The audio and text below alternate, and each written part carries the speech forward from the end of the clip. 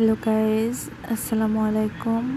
আজকের ব্লগে আপনাদের সাথে শেয়ার করব আমার বোনদের জন্য অর্থাৎ জুনাইরা খালামণিদের জন্য দুপুরের কী আয়োজন করেছিলাম, সেটা নিয়েই থাকবে আজকের ব্লগ। আপনারা দেখতে থাকুন। এখানে করেছিলাম আলু ভাজা, গরুর মাংস, মিক্সড সালাদ আর ডাল ভর্তা। তাদের নিয়েছিল ছোট্ট একটি আয়োজন। তারা অনেক দিন পর আমাদের বাসায় এসেছিল। আর জুনাইরার খালামণি শেফা খালামণি প্রায় 4 বছর পর এসেছে আমাদের বাসায়। এই জন্য ওদের জন্য ছোটোখাটো একটা আয়োজন করেছিলাম। জুনাইরা তো অনেক খুশি ওদেরকে পেয়ে। তো আমি ওদেরকে বলছিলাম যে তোমরা খাবার খেয়ে রিভিউ দাও কেমন হয়েছে।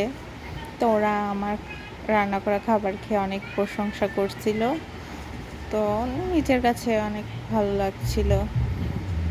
তো আসলে আত্মীয় স্বজনদের মজার মজার রান্না করে খাওয়াতে পারলে আসলে অনেক ভালো লাগে। নিজের বোনরা হলে তো আরও কথাই নেই। তারা এসেছিল, তাদের জন্য আরও কিছু করতে পারলে ভালো লাগতো। এই তো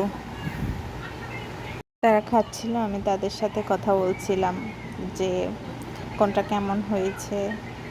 তো তারা আমাকে খেয়ে খেয়ে বলতেছিল যে হ্যাঁ ভালো হয়েছে। আসলে বাসায় কেউ আসলে অনেক নিজের কাছে অনেক খুশি লাগে। তাদের জন্য কিছু করতে পারলে তো আরও ভালো লাগে। তো আমার বোনরা বেশি দিন থাকেনি, তারা চলে গেছিল। তো কি বলবো, তারা আমার রান্না করা খাবার অনেক পছন্দ করেছে। আর আসলে আমি সবাইকে রান্না করে খাওয়াতে অনেক ভালোবাসি, আমার অনেক ভালো লাগে। তো তারাও কে প্রশংসাই করতেছিল।